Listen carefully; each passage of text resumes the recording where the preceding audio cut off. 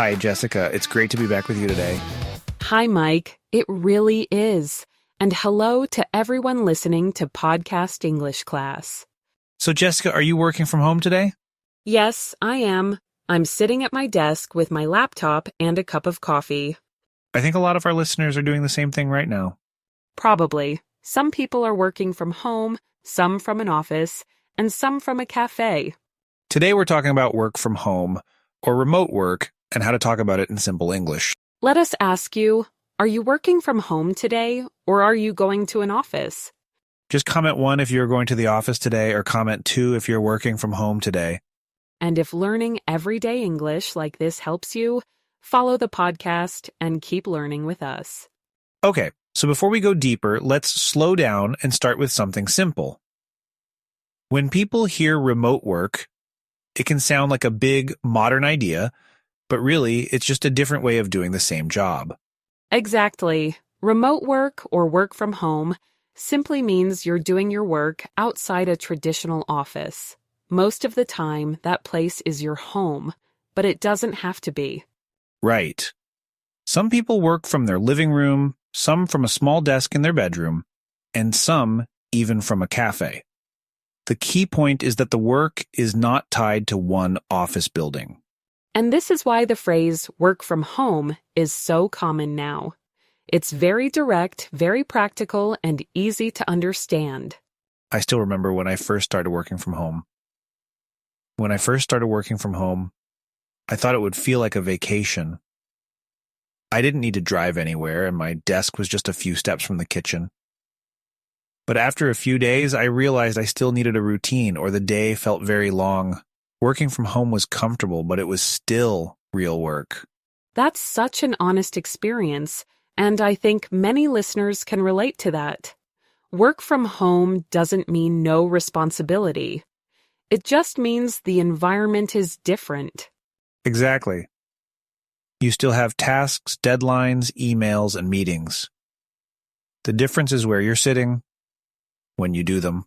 And for English learners, this is great news, because talking about work from home uses very everyday language. Words like desk, laptop, meetings, and emails are all very common. Yes, and you don't need complicated sentences. You can say things like, I work from home, or I'm working remotely this week. Or even, I usually work from home, but sometimes I go to the office. Simple, clear, and natural. Another important point is that remote work is not only for one type of job. People in tech, education, design, and many other fields do it. That's true. And because so many people do it now, it often comes up in small talk. Someone might ask, "Do you work from home?" And that's why it's useful to feel comfortable answering that question in English. Exactly. This topic helps you talk about your real life, not just textbook examples. So as we move forward, remember this simple idea. Work from home is just work, done in a different place. And once you understand that, the language around it becomes much easier. So now that we understand what work from home really means, let's talk about how it changes daily routines. This is where many people notice the biggest difference. Yes, because when you don't commute, your morning doesn't feel rushed in the same way. You don't have to run out the door at a fixed time. That's true. Your schedule can become more flexible, but that flexibility can be both helpful and tricky. Exactly. A flexible schedule means you have more choice about when you start and finish work, but you still need some structure. I think routines become even more important when you work from home. Without them, the day can feel messy. I agree. My morning looks very different now that I work from home. I don't rush to catch a bus anymore. I wake up, make coffee, and sit down at my desk around 9. Starting the day slowly actually helps me focus better.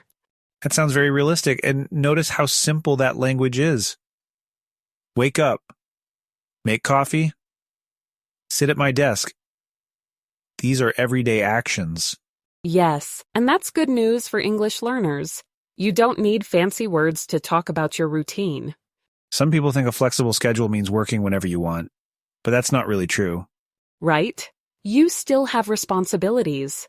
you still need to attend meetings and finish your tasks on time. The difference is that you can adjust your hours a little, and maybe you start at 9 instead of 8, or take a break in the afternoon and work later. And that can be very helpful. For example, if you have an appointment during the day, you don't always need to take time off. You can just plan your work around it. That's a big advantage.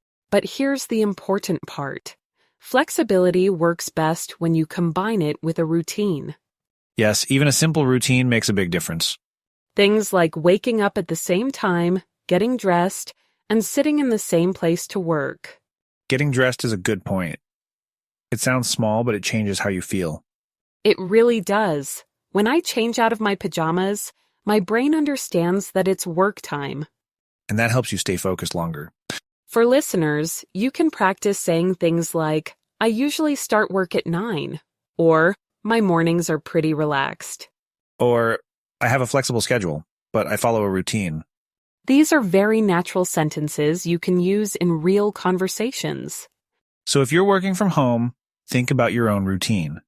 What helps you start the day feeling calm and ready? That awareness is the first step to using flexibility in a healthy way. Now that we've talked about routines and flexible schedules, let's move on to another big change people notice with work from home. You mean the commute? Exactly, or more specifically, not having one. For many people, the commute is one of the most tiring parts of the day. It really is. Before remote work, my commute was almost an hour each way. I arrived at work already tired and a little stressed. Now I use that time to stretch or go for a short walk. I start work with more energy than before. That's such a clear example. And notice how concrete that is. An hour each way. That adds up quickly. Yes, that's 2 hours every day. When you think about it weekly, that's a lot of time spent just getting to work. When people work from home, that time doesn't disappear. It just becomes available again. And what you do with that time really matters. Some people sleep a little longer. Others exercise, cook breakfast, or spend time with their family. All of those things can change how the day feels. You don't start work already exhausted. For English learners, the word commute is very useful. It's a simple way to talk about that daily journey. You can say things like, my commute is long, or I don't have a commute anymore. Or even, I save a lot of time because I work from home. And it's not just time. You also save energy. Yes, sitting in traffic or standing on a crowded train can be mentally draining. Without that stress, people often feel calmer and more focused when they start working. That calmer start can affect the whole day. I've noticed that I'm more patient in meetings and more focused on tasks. That makes sense. When your day starts gently, your mood is different. Of course, not everyone had a long commute before. True. Some people lived close to the office and didn't mind it. But even then, not having to rush out the door can still feel nice. Definitely. It gives you more control over your morning. And again, the language here is very simple. Time, energy, stress, these are everyday words. You don't need complex grammar to explain why not commuting feels better. You can say, I feel less tired, or I have more time in the morning. Those sentences are clear and natural.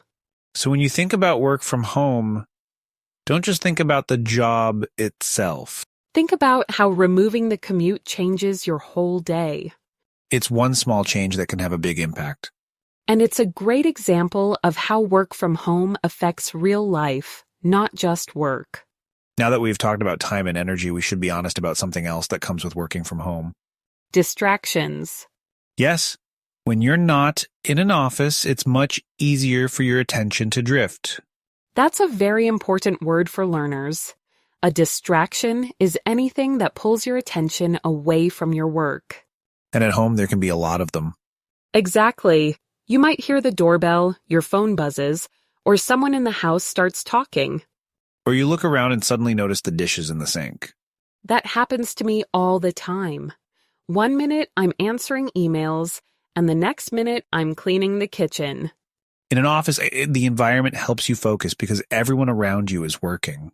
At home, the space is designed for living, not for working. And that makes self-control more important. Yes, Working from home requires you to manage your own attention. For English learners, this is useful because distraction is not only about work. You can talk about distractions when studying, reading, or even having a conversation. For example, my phone is a big distraction when I study English. Or, I get distracted easily when I work from home. Very natural sentences. One thing that helps with distractions is awareness. Meaning you notice what usually distracts you. Exactly. Once you know that, you can make small changes. Like putting your phone in another room while you work. Or closing unnecessary tabs on your computer. Some people also set specific work times so others know not to interrupt them. That's a good point. Clear communication at home is important. Distractions don't mean you're lazy. No, not at all. They're normal, especially when work and home are in the same place. The goal isn't to eliminate distractions completely. It's to reduce them enough so you can focus. And that focus helps you finish tasks faster. Which means you actually get more free time later. For listeners, you might try saying, I work better in the morning because there are fewer distractions. Or, I need a quiet space to stay focused. Those are very practical sentences. They describe real problems and real solutions. So if you sometimes struggle to focus at home, that's normal. The important thing is learning how to work with your environment, not against it. And that's a key skill for anyone working from home. Now let's talk about something that becomes very important when people work from home. Communication. Yes, because when you're not in the same office, communication doesn't happen naturally. You don't just turn around and ask a quick question anymore. Exactly. You have to be more intentional about how you communicate. Most remote teams use online tools to stay connected. Things like chat apps for quick messages and video calls for meetings. And email is still very common, especially for longer or more formal messages. For English learners, this is helpful because these tools all use everyday work English. Simple sentences, short questions, clear replies. But communication isn't only about sharing information. It's also about staying connected as people. That's where remote work can feel a little difficult. Some people start to feel lonely or isolated when they work from home. In an office, you talk to colleagues every day, even about small things. At home, those small conversations disappear. And over time, that can feel strange or uncomfortable. That's why many teams create small ways to stay connected. For example, short check-ins or casual chats that aren't about work. Some teams even schedule virtual coffee breaks. These are short calls where people just talk and relax together. No work updates, no tasks, just conversation. This helps replace the casual office moments people miss.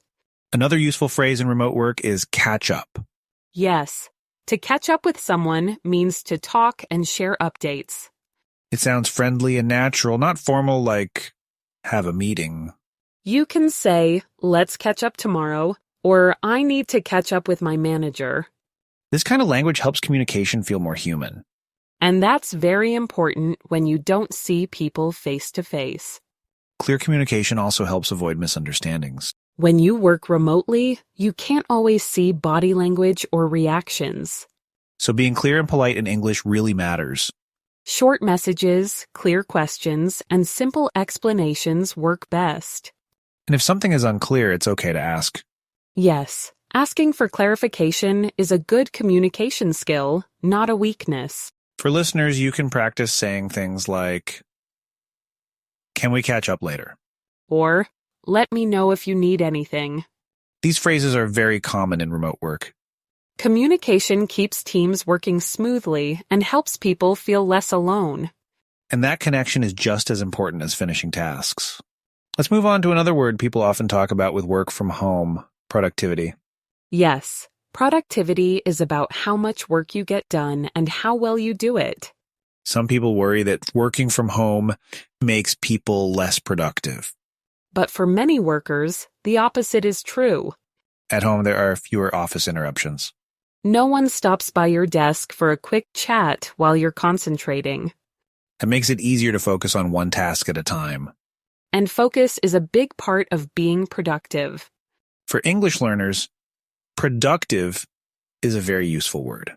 You can say, I'm more productive in the morning, or I feel productive at home. But productivity doesn't happen automatically. No, it takes habits and self-discipline.